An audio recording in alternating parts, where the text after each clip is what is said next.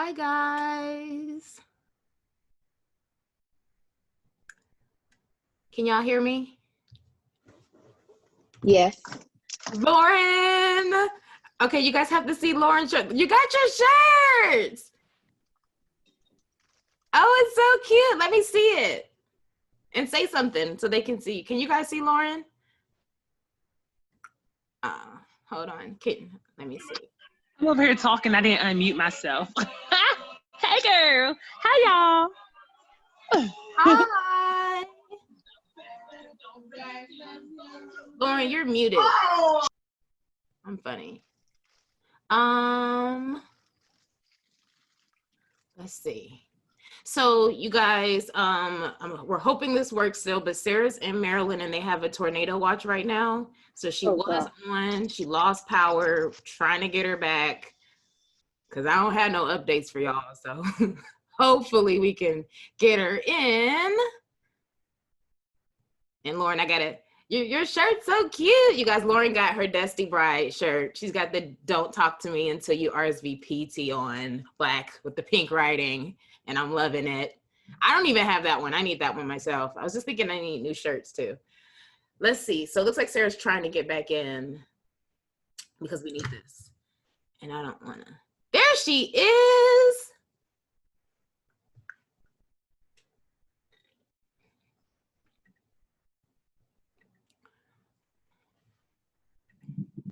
I'm back. Yay! Hi. I'm sorry. I was like, let me see if I can get you on my phone. But, yeah, apparently there's a tornado swirling around, so we lost power. So. Oh, well, we appreciate you still. You're battling a freaking tornado and still coming to give us an update. So crazy. Never a dull moment. Never ever. Well, thank you. Okay, so let me just go live real quick in the group. I told everybody to go use the Zoom, but just in case, go live there too, which will happen any minute now. But yes, how is everybody? Hey, Destis and Bride friends. This is awesome. I'm excited. We have Sarah. Sarah is back. Let me share. Actually, I'll keep it this way for the moment, but we're welcoming Sarah back for part 3 of our coronavirus catch-up. Sarah went on an epic 11-day trip, Yucatan Peninsula. How many resorts? Like 4 resorts. I stayed at 4. I toured 11. Okay. So she did some of everything. She traveled, she took her family. We're going to hear all about that. And then any developments that have been going on since our last Desti Hour, we are going to talk about those. So welcome, Sarah. Thank you for having me back. I'm thrilled to be here. Of course. Okay, so let me share this via Zoom. You feel free to start. I think it's working. Can you guys? Yeah, I think they can see that now. This looks like something that makes sense. If I bring this down. You guys can hear the thunder and lightning in the background. Oh. Okay, so Facebook, if you can see us, that's great. Hopefully you can hear us. If you can't hear us, there's a link in the description. Just click that link. You don't have to show your face, but that's probably going to be the easiest way for you to be able to interact with us. So yes. So we got tons and tons of questions. Sarah, for anybody who doesn't know you, first of all, y'all are missing out, but I feel like everybody knows you at this point. I feel like people find you through the YouTube, Desti TV, and they all say, I know Sarah. So if anyone's missing out, which we do have some newbies in the group, please introduce yourself. Sure. Sarah Kline. I own Time for Travel. We're in Maryland, just about 10 miles out of DC. And used to be full service travel agency, and we've kind of morphed into just romance and fun. So destination weddings, honeymoons, and just we're still a storefront location. So we can sit down and meet with our brides and grooms, or we can Zoom, do everything virtual. So it doesn't matter where you're at. So 25 years doing this. So yes. And she did our wedding. The most You did way back in 2017. Since then, you've dealt with tens, if not, who knows how many other just plain old Desti bride friends, but hundreds of other couples. And you were on episode 6 of the show. So that's on the podcast. It's also on Desti TV. And we did part 1, that's on Desti TV and both, and we're going to post this as well to the Desti TV channel. So I say that to let you guys know that we will be accepting questions. We received a lot of questions, so I have them from you guys. You guys turned out as usual, but if you have any questions, this will go to speaker mode. Your face will be shown. If you're okay with that, because it will be posted to the YouTube channel. If not, just go ahead and when I do ask you, or raise your hand before you speak, just turn your camera off if you don't want to be seen, please. So that's my disclaimer initially. I'll try to remind you guys anyway, but I'm glad that you're here. If you have any questions, as usual, drop them in the chat. That is through the comments on Facebook. I'll look at those as well. But the chat and Zoom, just click that too, and we can get started. So are you ready, Sarah? I'm ready. Awesome. Fingers crossed, keep power. I'm ready. So before we get into all of the questions, you and I spoke, and I guess for starters, as far as how was the trip and what can you tell us initially? It was amazing. And I honestly will say I had a little apprehension, like anybody, traveling. Do I take my family? And I told my kids, if you're not comfortable going, you can stay back. But honestly, it was probably one of the best trips I've had in a really, really long time. Number one, it felt so good to get out. I felt free. But it also was just liberating to see how everyone's handling everything. Mexico, I flew to Cancun out of BWI. Southwest did an amazing job. And honestly, Cancun, Mexico, that whole area is taking this so much more serious than the US. So they did a really good job. So it was Really? They did. And I enjoyed just the lower occupancy. I enjoyed the attention to detail, the fact that you could get a beach chair anywhere you wanted. Room service came in 20 minutes. And something I didn't really think about ahead of time, I was really kind of concerned, like, is this going to be boring? Are we going to have all the facilities? And every facility was really open. It wasn't boring because everyone was so happy to see each other. It was just festive. Like even strangers walking towards each other were like, oh, we're away, we're on vacation. And something I didn't really think about was the staff. They're only bringing back about 30% and then gradually increasing it. So if you're a staff member and you're there, it's because you're really a valued staff member.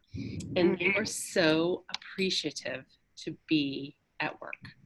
Like if they could have hugged you and kissed you, they would have.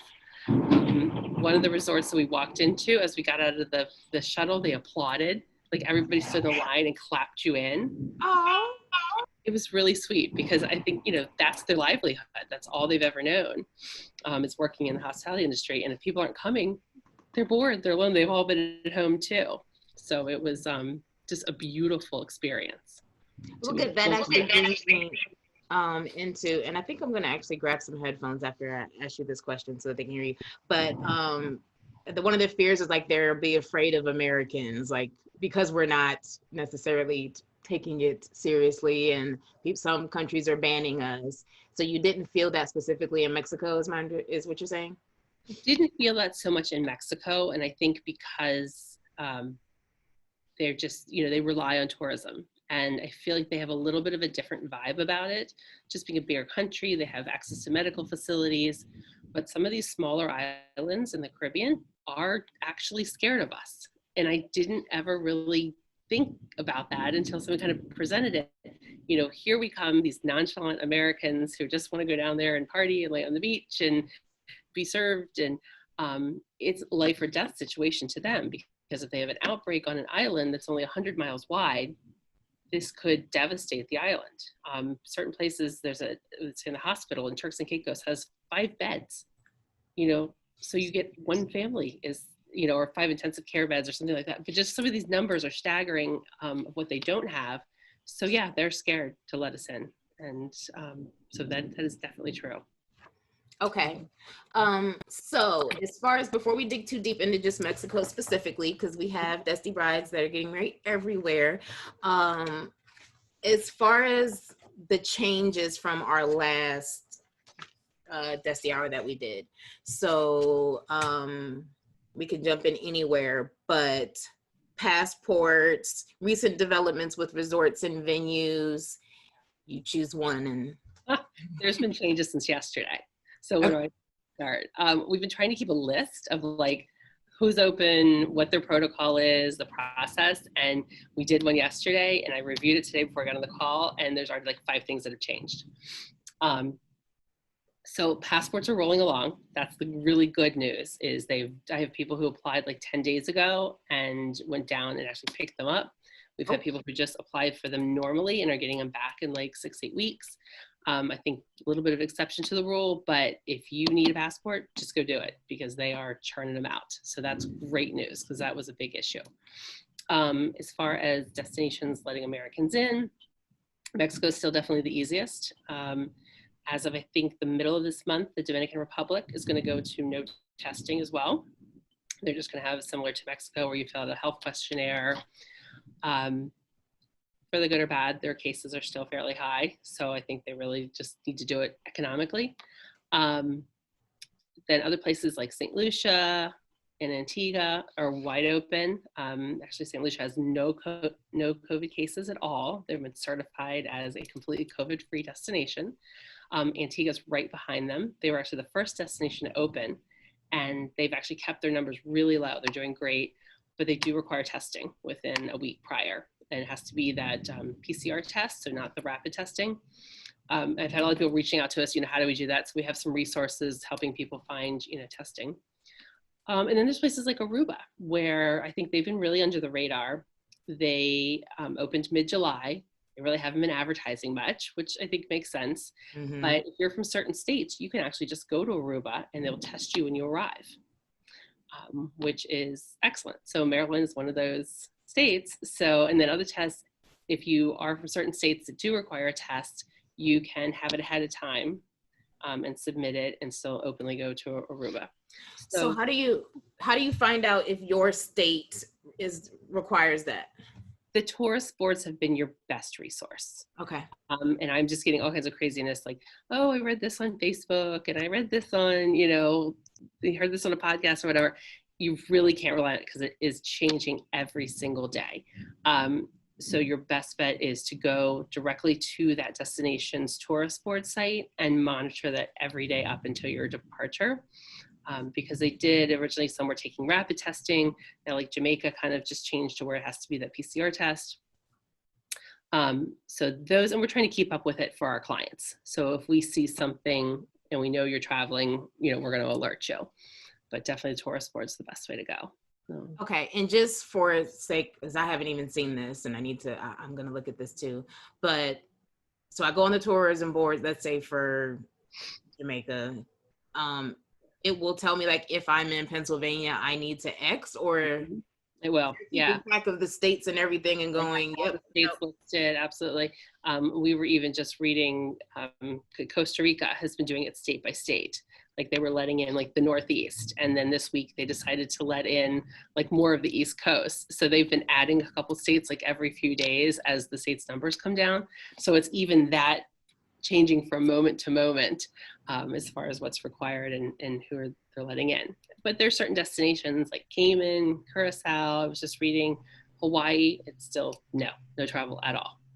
So there's a lot of places that are just still shut down. That's pretty cool. So yeah, you guys, I mean, of course we believe you, but I just went to Google and all I did was I just said Jamaica Tourism Board and COVID.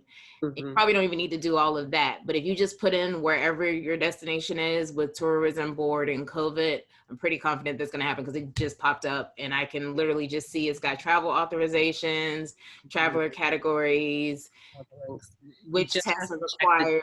All that's the most important thing, just make sure it's valid, like, most current. Make sure you're actually going to the real tourist board website, not a hotel website or, something, from another source. Okay. So I suggest you guys find yours, bookmark it, and then just check it. And then some of these also have like the email list. Do you think, will they update? Do you know? I guess every country is different, so it can't hurt. Yeah, right? Certain countries have been amazing. I mean, we're getting weekly press briefings from Jamaica, St. Lucia, Antigua, and then there's other destinations we've heard nothing from at all. So it really, really depends on the destination. So I wouldn't rely on a newsletter. I would kind of just do your own research. Okay. I mean, just to give an example, Bahamas opened to the U.S. People started going to the Bahamas, and then they came back and said it's now closed to Americans. So we had people in the Bahamas, we had to get on the next plane out of there. They had like 2 days to get out. By the next day, they changed their mind and said, now we're open again for certain states. And now this week you can go, but it's a 14-day stay because they want you to quarantine upon arrival. So, yeah. So how do you have a wedding there? Is anybody in Bahamas? If you're Bahamas, actually, you guys, whoever's watching, all of you, can you just drop your destination in there for me just to make sure that we can cover, just in case something pops up, just let me know where it is. Keon, put Mexico, thanks. Yeah. Mexico, you're good. We know, we already know. Okay. So that's good. So the agencies, for the passport agencies are running. That's awesome. We have a specific question with that. And then when you took your trips, because you went and you really, if you guys aren't following Sarah on Instagram or any, is it also posting on your Facebook page? Mm-hmm. Yep, it's on Time for Travel. If you guys aren't following her, I'll drop those links. Please, please, please follow her because she's got all types of information. Your social right now is definitely busy. I'm loving it. My bad videos of me walking around. But right. So with the resorts, one of the things we were talking about, what can you share about, we said what was different, what was better, and then what was surprising to you when you actually stayed at these resorts? I purposely picked several different types of resorts. So I started out with family friendly. Then I went to like an all ages American brand hotel. Then I went to a Spanish brand hotel that was adults only. I did different regions because I wanted to see, was there better protocol based on the hotelier or based on the size of the hotel. I think almost all of them did an exceptional job. There was one that was kind of a little free for all.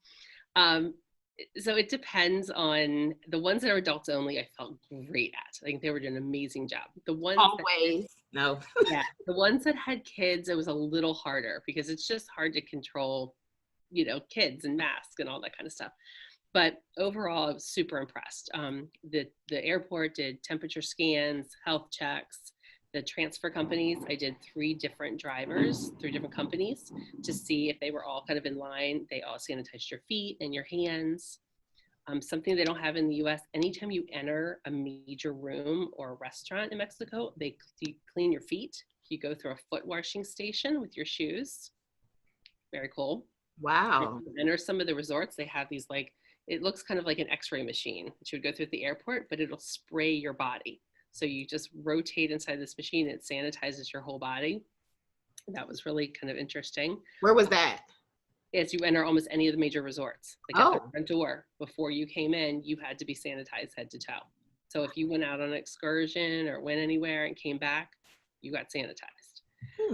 Yeah, it's interesting. I've never seen one in the US. But some of the stuff that I loved, which I really, really, really hope they keep, was buffets. Never been a huge fan of the buffet. Just people digging through other people's food and the wide open stuff. And as you go into almost any buffet restaurant, everything is behind glass now. So the person will take your plate, you point to the food you want, they'll walk with you through the buffet behind the glass. And then some would hand it to you at the end, others would give it to a server who would then take it out to your table. And tables weren't preset, so there wasn't like silverware and everything sitting out. It was a blank table, and as you sat down, they would bring you fresh cutlery and silverware and everything out to your table, which I just thought, even with COVID, without COVID being going on, the foodborne illnesses, the level of safety is going to be so much better because there's nothing sitting out. So yeah, they're going to solve a lot of problems. So I loved that. And I think that's going to stick across the board. The other thing I really enjoyed was I'm a room service junkie. Like, as soon as I get to the room, first thing I do is I open it up and look at the room service menu and love to get breakfast. But most times I travel alone, and it's kind of creepy sometimes, you know, the late night snack, the early morning breakfast, having somebody come into your room. Right. So now they would knock on your door and they're in a mask, gloves, they have all of your room service sealed and it has safety seals on everything, and they just hand you the bag. You take it in, you unwrap everything. Ooh. So it takes away a little from the presentation so much, but as a woman who travels alone, and sometimes you think my food just got driven through this resort, it felt better to me. I just liked taking the little sealed bag and then going and having my room service. So that was a nice touch. Cool. So would you say, like, I guess clearly you were in Mexico, but these brands are around the world. So are they basically doing the same protocol across the board based off of brand? Do you think that that's what they're doing? Oh, did you lose are you having power issues? I think she's having power issues again, you guys. So said it before, but Sarah's actually doing this in Maryland and is having a tornado watch right now. So she's been losing power, unfortunately. So bear with us. I can kind of see her, but it's dark. So we'll give it a moment. But while we are here, yes, so she'll call back. But Jasmine, while you're here, I know if you don't mind sharing with us, because you took your trip, can you tell people where you went and how that was?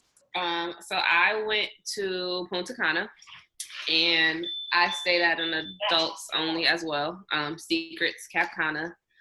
Very similar protocols to what Sarah's talking about. The only thing they didn't have that she mentioned is the like the cleaning of your feet. Mm-hmm. But everything else, like sanitizing, literally everywhere you walk, they're cleaning. You get ready to sit down on a chair at the pool, they're spraying it down with alcohol, wiping your beach chair down, wiping down your table at the beach.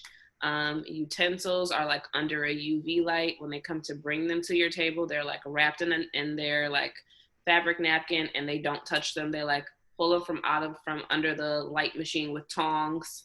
And place them on your table. If they bring a glass to your table, like they have it wrapped in a napkin or a plate, everything is wrapped. They don't touch it. They use the napkin to like set the table and everything.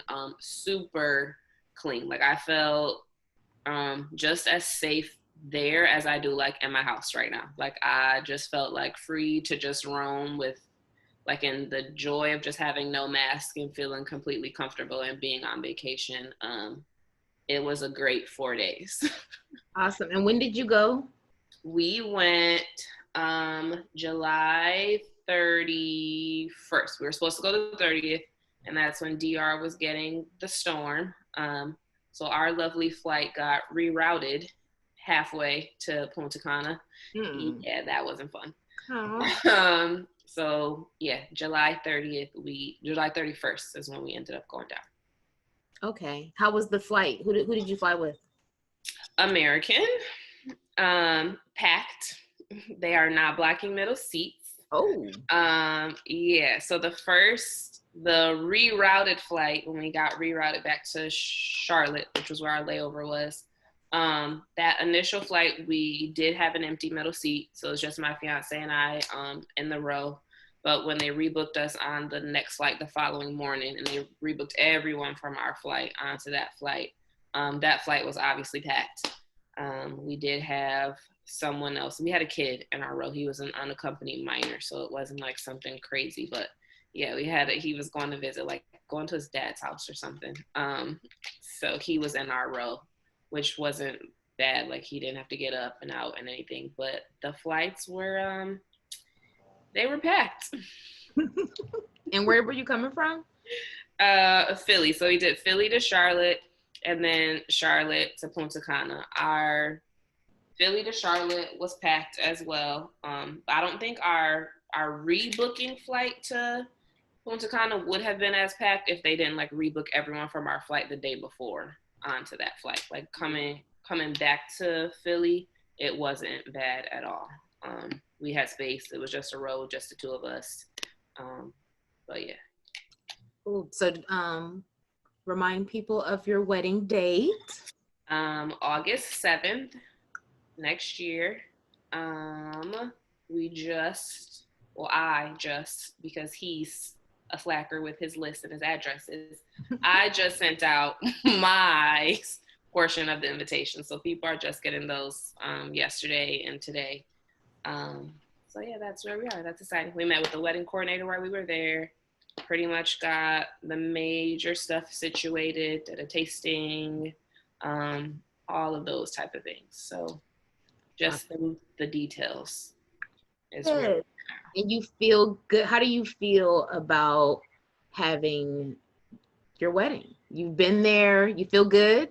I felt great after we left. So before I was kind of like teeter-tottering between and I really wanted to go because most people have their ceremony and reception and everything on the beach, and we didn't want that. So we were looking more towards the garden area that they have, but you can't find a lot of pictures or videos there because most people pick the beach. So that was one of the main reasons we wanted to go.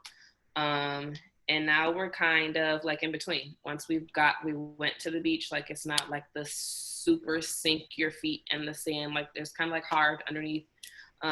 So now we're kind of in a toss-up between whether we want the beach or the garden. But everything else, we were super impressed with. Like the service is top-notch. Yeah, so we're excited. Good. Well, thank you. I appreciate you filling in. Sarah did text, so she's rebooting. She just got her power back, so she's rebooting, so she'll be back. So I appreciate that. Lauren, hi, Demetra. Hi, Julia. You are new, so it's nice to see you. And looks like Sarah is back. We'll let her reboot. Do any of you guys have any questions for anybody at this moment? It looks like anything right now. Let me look and see what y'all got. Sorry about that, guys. I'm back. Thank you for coming back. How is it there? You It's all right? crazy. The weather is like just lightning and thunder, and it's nuts. So Aw. we'll try this background. We'll try this by phone. Okay, so before you left, and what we actually just did, Jasmine went to Punta Cana in July 31st. So yeah, she gave us I've been dying to hear about her. Yeah, so she gave us a little bit of an update with that. She's in agreement with what you said. So she's very excited as well. And Lauren, right before you left, she did ask, what are they spraying on you in the full body sanitizer? I think it's just like a disinfectant, like a just Lysol. I wanted to ask, but I don't really want to know either. Did you feel did you feel a film, or was it anything? No, it didn't really feel like anything. It was just like they said, it was just a sanitizer. So okay. Yeah, well, I'll probably get something from that. Right. You'll be itching later on, but it's like right. In 5 years, did you get sprayed by blah blah blah? Yeah. Right. All the side effects for all of this stuff now. That's we're all gonna get something from all this hand sanitizer. So wouldn't doubt it. But I think you were asking me about the hotel chains. Everywhere I stayed does have hotels. All but one has hotels throughout the Caribbean and other destinations. So that's kind of why I did a couple little like family owned ones just to see, but they were pretty much the same. So okay, so when they're communicating with you, is it basically what you experience, say in Mexico, is that their brand baseline, or are they doing it by destination? Do you know? As far as hotel protocols, they're going to be by brand and not by destination. So if they have a hotel in Dominican, if they have in Mexico, Aruba, they're going to be the same throughout all their brands as far as the protocols, unless there's something different by the government. And the only thing that would be different would be like the occupancy restrictions.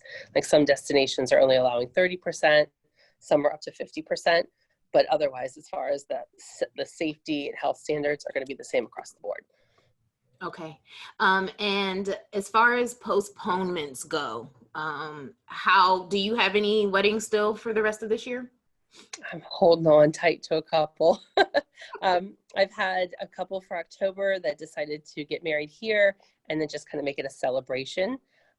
So those people who aren't comfortable traveling wouldn't miss the wedding. So they're going to have a small wedding here. So that's decreased the numbers in some of my October weddings. So I still have Mexico. I still have 3 Mexico and Antigua, which is holding on with a couple rooms. The bride and groom were like, we're getting married regardless, even if it's just the 2 of us, we're going. But then as I go into December, I still have some pretty big ones for Cabo coming up. So I think there's definitely smaller, but there's quite a few that are forging ahead. So it's and I'm feeling a better vibe in the last 2 weeks. I think people are just done. They're ready to go.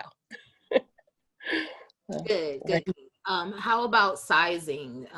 We received a question that's asking, are you seeing smaller guest lists? And if so, how are the resorts handling those? Yeah, we are. I mean, I have the one that's still kind of going for October. They originally were a June wedding. They had like 80 plus guests. And now I think they're down to about, they're at 18, 20 guests. So it's a much smaller event, which some resorts are limiting the amount of guests for events and others aren't. It just depends on your property and also depends on kind of what you're planning. So some of the resorts, if it's still going to be a group, as long as you guys are doing your group activities together, because basically you're okay with all being together, then they're not limiting the size. But in general, most resorts were saying for the rest of 2021 or the rest of 2020, they're probably going to keep events under 50, some around 25. But I really haven't heard of anybody limiting like what you could do as far as festivities and stuff. But I think we're going to see smaller numbers, you know, through the rest of this year. Okay, that's cool. Yeah. Thank you. Yeah.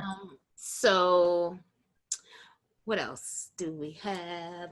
Are resorts telling you about any new regulations? Is dancing allowed? Yes, I danced. They can't stop you from dancing. This is not Footloose. So.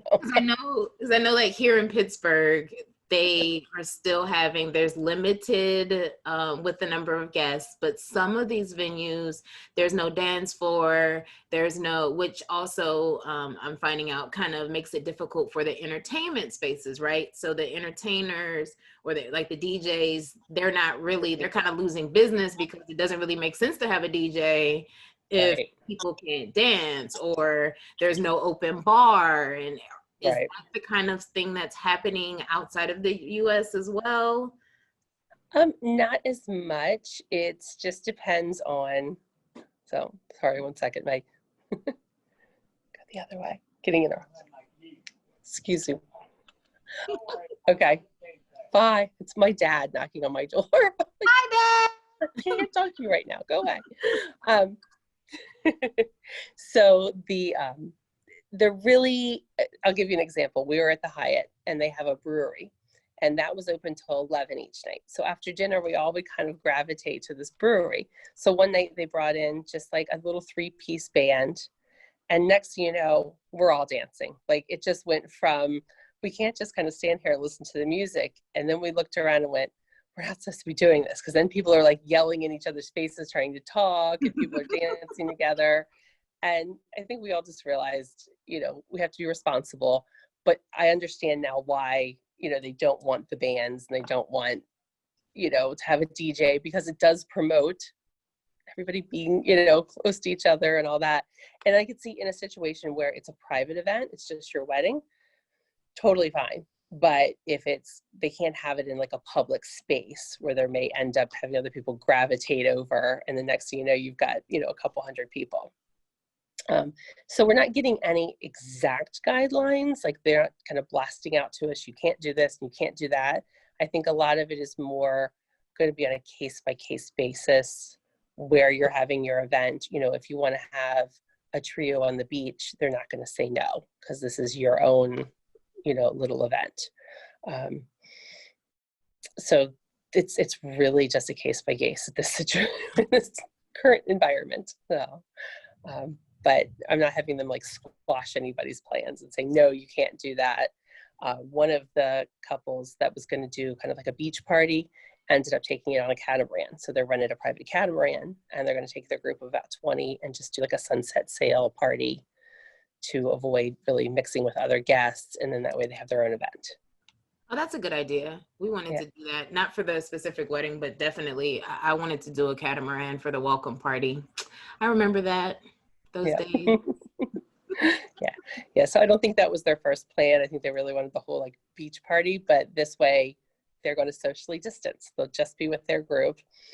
And actually, when I was in Mexico, that's one of the things that we did. We were trying to figure out, we wanted to experience how the tour companies were handling, protocol and safety. So we rented a catamaran for the day. We had 12 of us, and perfect way to social distance. It was fantastic. It was just absolutely wonderful. So, we got to experience the ocean and snorkeling. We went over to Isla Mujeres, but we really didn't have to intermix, with anybody else, which was ideal.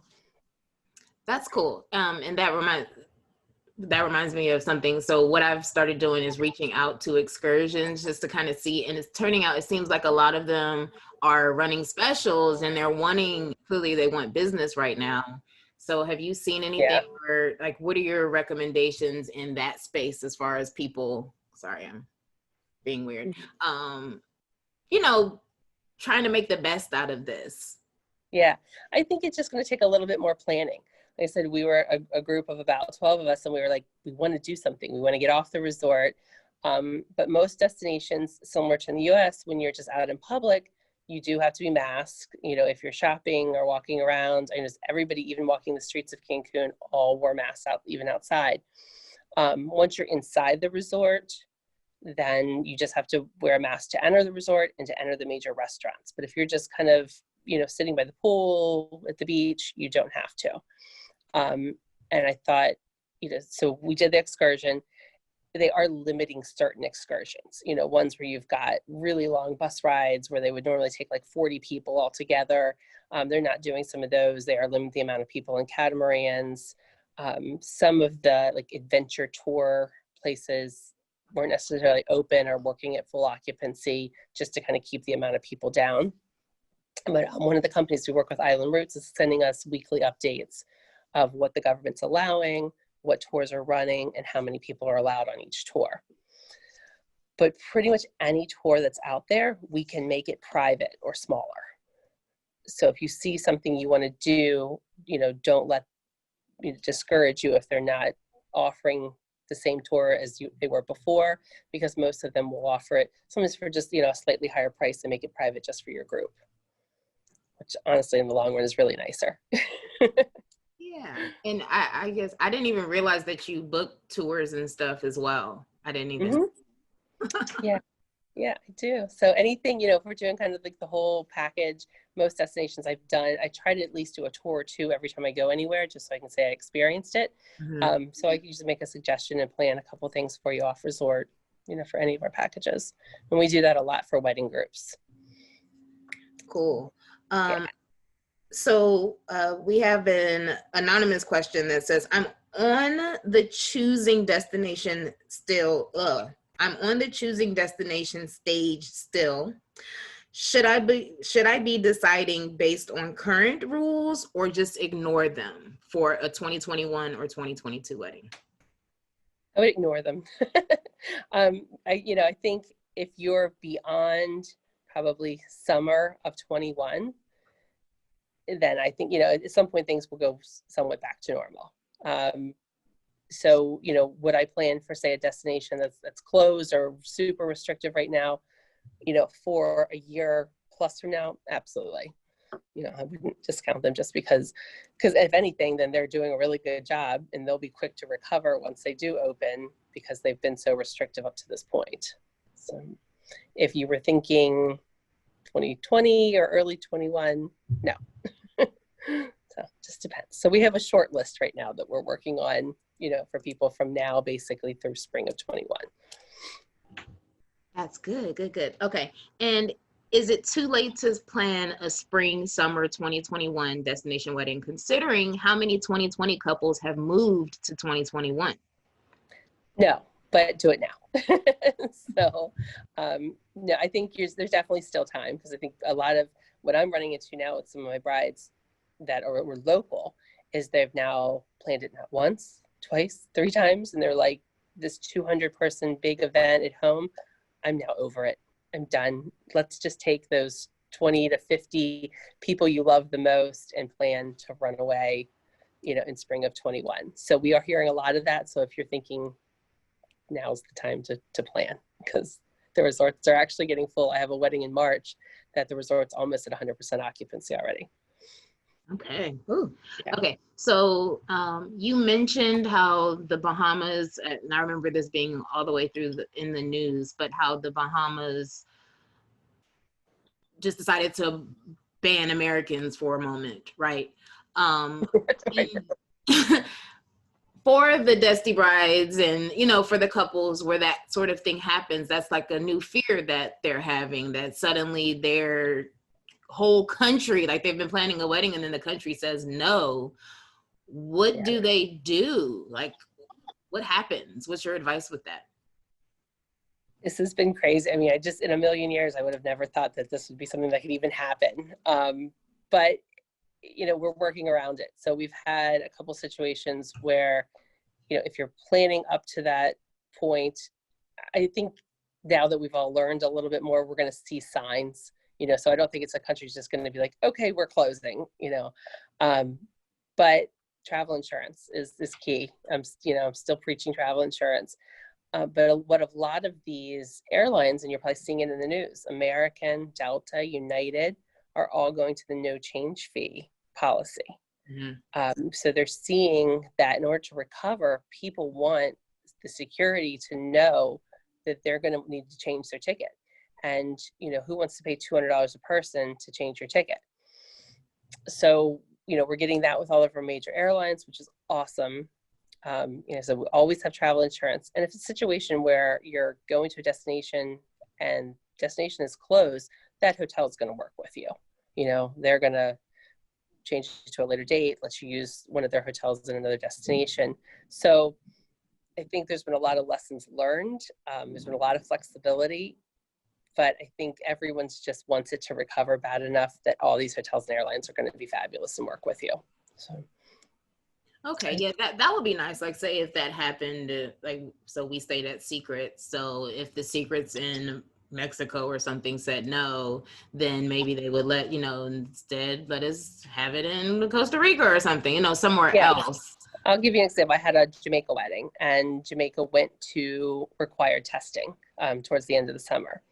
And this group was just like, they're in a state where testing is they're not doing much of it. It's hard to get. So we're going to lose all of our guests if we stick with Jamaica.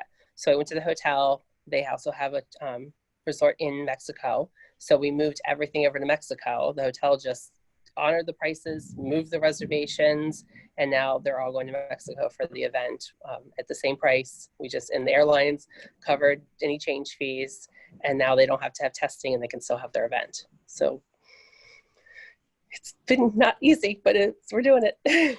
Oh, that's good though. I love that it's working.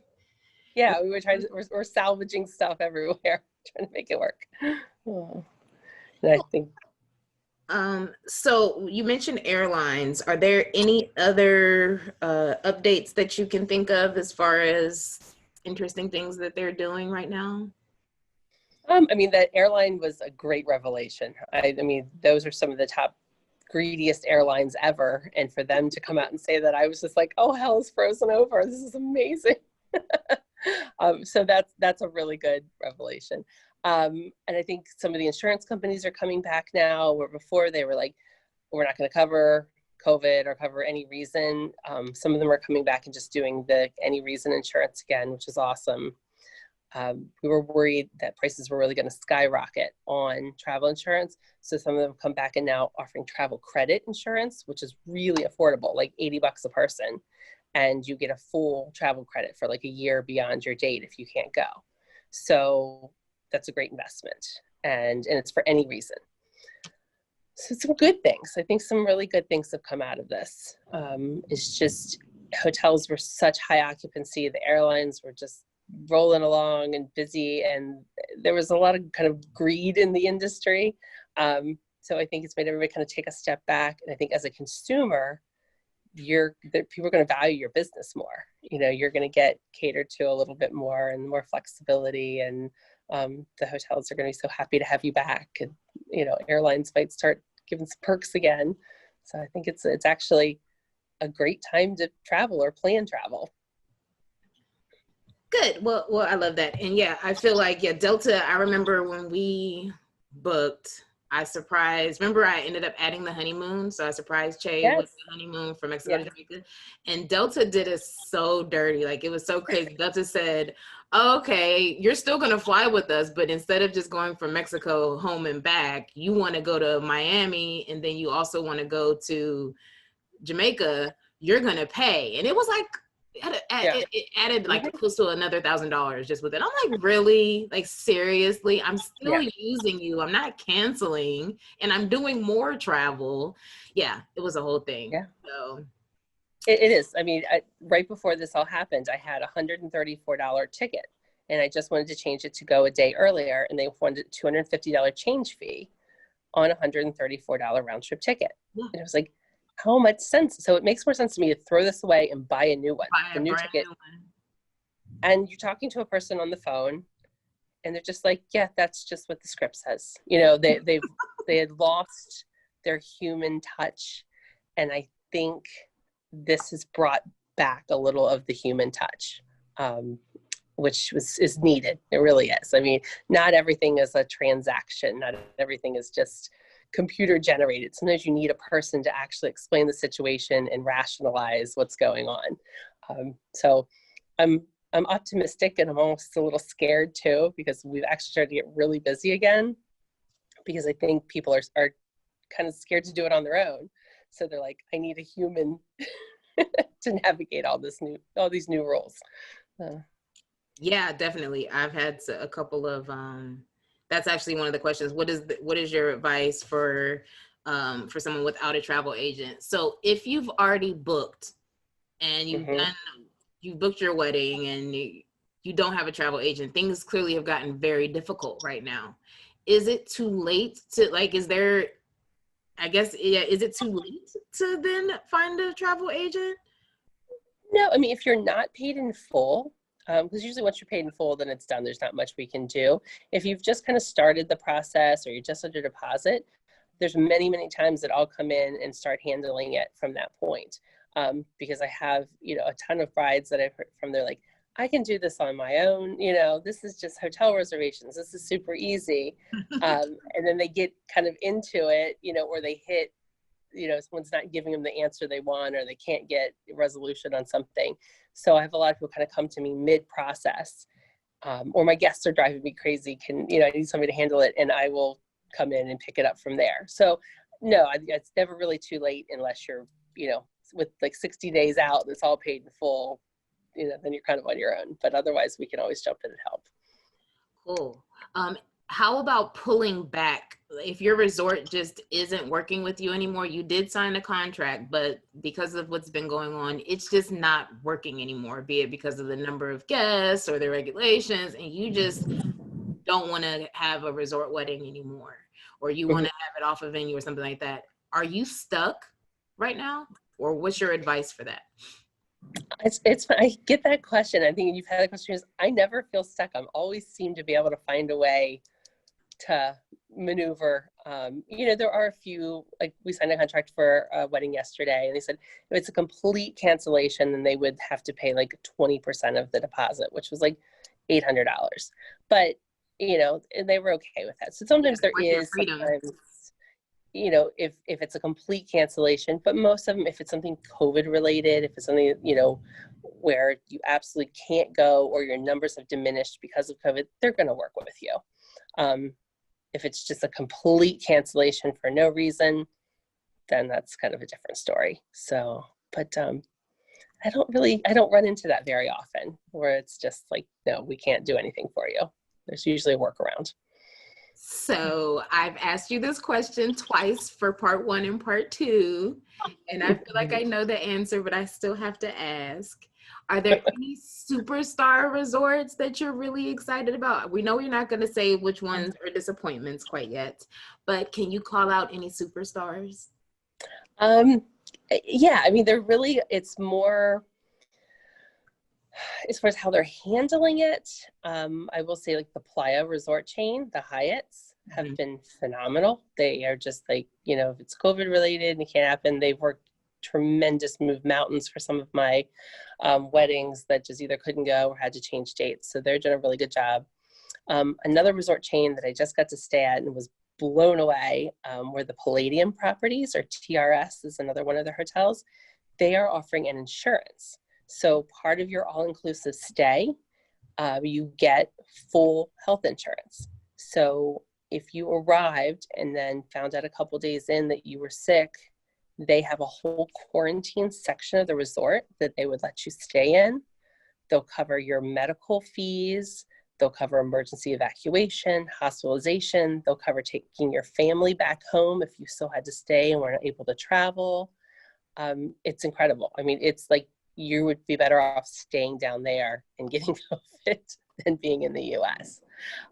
So that is just something that they've rolled out. And there's a couple other hoteliers that are going to add that shortly. So I don't have a confirmed list yet, but they they started that, and it's a huge deal. It's really good. When you find that out, you need to post that. We need to know. Okay. So yeah. please let us know about that. And is that something that you book when you're that's something where you opt in once you book? Or is it's just part of your stay. So if you are there at the resort, part of your all-inclusive, that they're just including the insurance policy with your accommodations. Wow. It was just like, that was out of like the 11 days I was there, that was the last resort I stayed at for the last 3 nights. And I kept thinking, okay, by the time I get there, if something happens, or, if I got something, while I was here, I was like, I'm in good hands because it's all covered. So I think that kind of safety net, the feeling of security, because that was another thing a lot of people are worried about. What if I go away and end up being sick? How do I handle that? They have it all covered for you, and it doesn't cost you a penny more. So there's rumor of several other big hotel chains adding that shortly, but Palladium started it, and I applaud them for it because it's been really, really good. Yeah, that's genius. Yeah. I love that. Some other actual destinations are requiring insurance. Like Aruba, when you go to register online for your health and safety protocol, it's like $15 a person, and you are paying for like a small insurance policy. So that way, if something were to happen while on island, then you're covered. So we may see some more of that going forward. Okay. And speaking of fees, what destinations are charging fees to enter that you're aware of? I knew you were going to ask me this one. So your beloved, I want to cry. Your beloved Anguilla, $1,000 a person on top of your stay just to enter the destination. Excuse me a second. I understand they are rescinding that in the next couple weeks. Apparently wasn't a smashing success. But that's one way to keep the riffraff out. So. Yeah, like me, I'm clearly riffraff because $1,000. I'm riffraff. I'm not paying you $1,000 just to step in your destination. That's crazy. So, I see it. I understand. I mean, there was some that talked about like a $200 fee for getting tested at the airport and things like that. And Europe is talking about doing something where they'll put it as like a tax or an entry fee to be tested upon arrival. I'm fine with that. I'll happily pay a couple $100 to cover safety and security and be allowed to travel. But $1,000, and they're saying like if it's a family of 4, then they would limit it to like 2,500 or whatever. I was like, still, no. How dare you? No. So, but I think that's going to go away. I saw a rumor about that yesterday. So as far as guests, so Connie asked a few questions. She wasn't able to join us. So, and yeah, we're doing okay on time. I'm paying attention. So you guys, if you have any questions, either drop in the chat that you want me to, open up for you guys, or answer the questions or anything like that. If you want to ask, please let me know. So Connie asked, 3 questions. 1, how can we get our guests excited about the trip despite the news/media? Okay.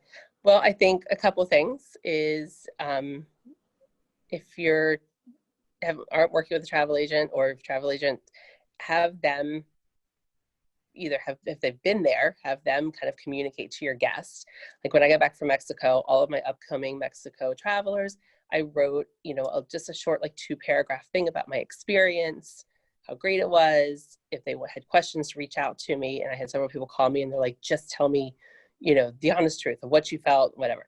So I think if your travel agent hasn't been there since COVID, then if they have other guests who have, maybe ask for some references that they can talk to or get a little information. I think we did a thing for an upcoming group to Antigua where we had the rep for the island, the tourist board, do a little presentation for the group.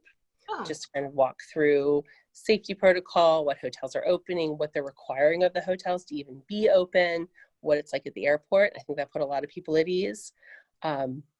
So I think, there's lots of things you can do to get people excited and put them at ease. I think it just depends on the destination and, the resort, but maybe even the resort itself would send a letter to the guests just explaining what they require, what they're doing for safety. So there's a lot of steps we can take to, make them feel safe. I love that too. And I would just piggyback on that. I feel like the thing that I would do is ask, in our case, we got married off the resort. So we had a planner, Joyce, ask her to like do a video or show us something like how your social media was showing and sharing things, kind of like get excited just off of that. So even if you don't have a travel agent, maybe even the resort, communicate with those planners and see if maybe they're willing to do something, anything. Show guests what it looks like on the resort. Some of these resorts also have those live cameras. So maybe even just looking at that and recording something and sending it to them, just, figuring out a way to get on social media and look and see what these resorts are doing and check out these hashtags and see what other people are posting. TripAdvisor is back with what they're doing. So people are back doing the reviews. So just, I think doing stuff like that and updating them. If you have Appy Couple, you can do the thing where you you communicate with your guests through a blast or whatever website you're using. Just you look for things and then send it to them. It's your job to get them excited. So if you're excited, then you can kind of help them too. That would be my additional piece. That's what I would do. And one of the suggestions I do, regardless of what's with COVID, is fluff reminders. So my brides and grooms, I tell them, get a list of everyone who's booked. And, every few months, just send out an email blast and just say, hey, just, checking in with everybody. Want to remind you that the resort has 6 restaurants. And, within 10 miles, here are some of the fun excursions and things that you can see. And then here's a link to maybe the dress code for some of the places. Don't forget to let the agent know if you have dietary issues, things that you need to let the resort know ahead of time. And, oh, by the way, here's the link to get your passport. Here's the link to make payments. Here, so it's kind of like a backhanded, here's fun stuff to look forward to, but at the same time, are you doing everything that you need to be doing? And I'll notice when those go out, all of a sudden I'll get like a spurt of payments, or a spurt of inquiries, I didn't book my air yet, or I need to update my passport. So I call them fluff reminders because they're really just kind of keeping things rolling and keeping people in mind. And I think that helps keep them excited as well. Because, you want to share all the fun stuff. You hate to have people to walk into a resort and have no clue, the details. And then they're bugging the bride, asking you questions, what restaurants are open, where are things located? They should have all that information before they go. Yeah, and that's what we're for. I love that. Yeah, that's a good idea. And that reminds me of Jamela. She got married in Montego Bay, and she has a really great, very popular interview, which is kind of funny, but she did what was it called? I can't think of the name of it. Basically, she did a barbecue that encouraged guests to book. It was like a pre-booking party or something. Dang it, I can't think of the name of what it was, but she basically made some excitement based off of that. So it was like, hey, we're doing this and you can book, and just sharing everything. So with COVID, the idea, like Alicia actually is having a virtual baby shower, my bright friend Alicia, and we're all doing Zoom. So the idea of maybe even doing like inviting them to a little Zoom thing where you can talk to them and get them excited and give them some information, maybe. Yeah, that's a good idea. I've had lots of couples do engagement parties, you know, where we have like a flyer about the wedding and all the details that they pass at the engagement party, have brochures there. So that definitely was a popular thing. But now, you know, people not having so many gatherings. I do this actually for wedding planning a lot, is we get, you know, mom and dad, bride and groom, you know, some of the core people on a Zoom call. And we just kind of go through and try to get every question answered on one call. And then I find that then the family kind of gives that out to the rest of the family, and it really helps get the ball rolling and get people excited. So I do that all the time. So yeah. And another thing that you can do is once this goes live on Desti TV, you can send them the link for them to get all the information they need, and then they'll feel better and get excited too. So there you go. Plug. Awesome.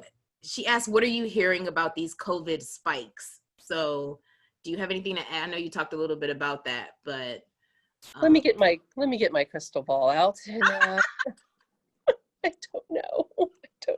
I rewatched one of our interviews, I think from like back in April, and I was like, oh, things will be okay by June, July, summer weddings. Yeah, you know, no idea. I'm personally very optimistic. I think it's here to stay. I think it's not something that's going to go away, but I think we're all going to find a way to live with it and just, you know, live a little differently, but it's not going to stop me from traveling. And just the difference in the last 2 weeks from just dead silence, nothing but cancellations and people worrying, just the last even 2 days have been insane for like, get me out of here now. So I think after the election's over, because that seems to affect things too, we're going to see a real boom in travel January, February, once it gets cold. Yeah, all that going on. So I'm already starting to feel it. So, you know, I was kind of preaching to some of my other clients that if you're okay with traveling, or if you've had it and you're not worried about it, now is really the time to go, because it was so nice having the middle seats blocked and having the low occupancy at the resorts and picking any beach chair, you know, any spa appointment you wanted, no dinner reservations, you could just walk in. It was like, wow, this is kind of how it's supposed to be. Because the last couple of years, every time you went somewhere, full occupancy, you know, the planes were packed, the resorts were full. So take advantage. Well, Jasmine's plane was packed. She flew American. She was saying she had a completely packed plane. So yeah, some airlines are doing a better job than others, and American's not one of them. Okay. Getting rave reviews about Southwest and Delta. But yeah, Americans just packing them in. They're not adhering really to any rules. So good luck with them. Well, thank you. And then her final question, my resort is the Jewel Grand Montego Bay, and it's already done a few weddings, and the wedding coordinator says that everything went great.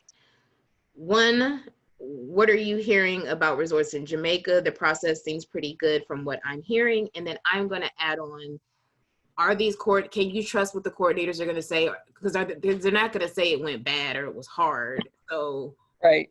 Yeah.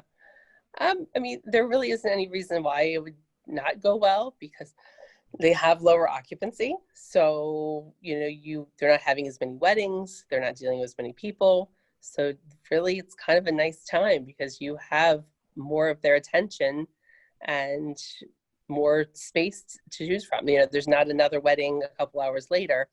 You have the choice of just about any venue you want. Jewel Grand is not a very spread out property, but they always keep a little bit of a lower occupancy because it's not all sold as an all-inclusive. So I don't think you'd have any issue there. And that's just a high quality product too. So no complaints. And we thought, you know, the first few people we had go to events were going to say, you know, this wasn't open or wasn't able to do that. We'd have some complaints, but everybody's come back raving about pretty much everything. So it's good. I think you have to kind of have a little bit more patience for things, with the mask and the temperature checks and all that. But I think it's such a good experience overall at the resorts that it's, no complaints. Thank you. So what are your top 5 destinations right now? If you had to choose 5 places, what are they? Well, that's not hard. There's only about 5 places you can go. So, unfortunately, I mean, hands down, Mexico is the big winner right now because they are handling so well, and there's no COVID testing. It's funny, for the last several years I've been on the board of Yes to Mexico, which was trying to promote people going to such a fabulous destination, and we're like, well, we can kind of dissolve that now because everyone's flocking to Mexico. So that's probably number 1, just because the ease of travel and the great deals. Jamaica's still probably on number 2. They have made it a little harder with their testing. It's required now. It has to be the PCR testing, but they're doing a good job. St. Lucia, Antigua, and I think kind of our sleeper destination is Aruba. So those would probably be, is that 5? That Mexico, Jamaica, St. Lucia, Aruba. And Antigua. And Antigua. Okay. I haven't been to Antigua. That's the only one I haven't been to. Oh, my favorite. I love Aruba. Oh my gosh. Yeah. So I think that might be next on my list. Yeah, that was okay. So that's a question. That was the next question. So what's next on my list? So, yeah, I'm determined this year to do different destinations. I was like, this is hard because this is going to be my year of like not going to duplicate. I'm not doing the same places over and over again. And I've actually never been to Aruba. So I think I'm going to do Aruba in the next couple of weeks. So yay. Yeah. Well, thank you so very much. I want to update one small part from episode 6. We'll do that anyway. But for the sake of right now, how does a brand new Desti bride choose their destination? We used to have, you talked before about the list and what you do. So if someone comes to you and they have no idea where they want to get married, what advice would you offer? That's the hardest part. And I always tell my brides at the very beginning, this is the hardest part. And they laugh at me and go, really? I'm like, it is, because you're just, once you pick where, it all just starts to fall into place. I do a little bit of like an interview process, because I'll have couples come to me with these, grand ideas of, off the beaten path places. And, depending on how you're looking at it, is it going to be about just the 2 of you and what you really want, and whoever comes, or are you going to go about it accommodating all the friends and family, and you want everybody there? So we kind of look at it as, budgets, realistic flight times, who's traveling, do you have a much older group that's going to go, or are you bringing a ton of kids, because we're not going to want to look at a destination that's going to take 8 hours and a connection if people are bringing small children, or you have a bunch of grandparents who are going. So just so much of it is like an elimination process. And really before, I start emailing back and forth, or we, kind of jump into prices or any of that, we get on the phone or we do a Zoom and just kind of talk it out. And typically, some of our conversations end up being an hour, but my job is to just kind of keep pulling out the details, stuff that you didn't even know to think about, I'm going to pull out, because everything looks pretty online. Everything looks doable, but when you start looking at, I had a Midwest bride today who wanted some exotic destination. And once I showed her, this is going to take 2 to 3 flights and a ferry, she was like, oh yeah, that's, I didn't think about that. She was so honed in on, the reception space and what the wedding venue looked at. She never bothered to even look to see how they would all get there. So those kind of things, I try to like bring you down to reality a little bit of what's doable.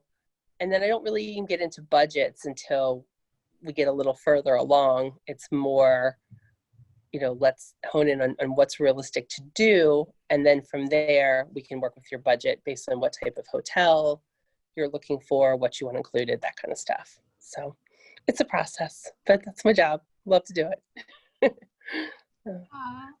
Well, thank you so very much. Is there anything that we missed or that you would like to add? Oh, I don't know. Just,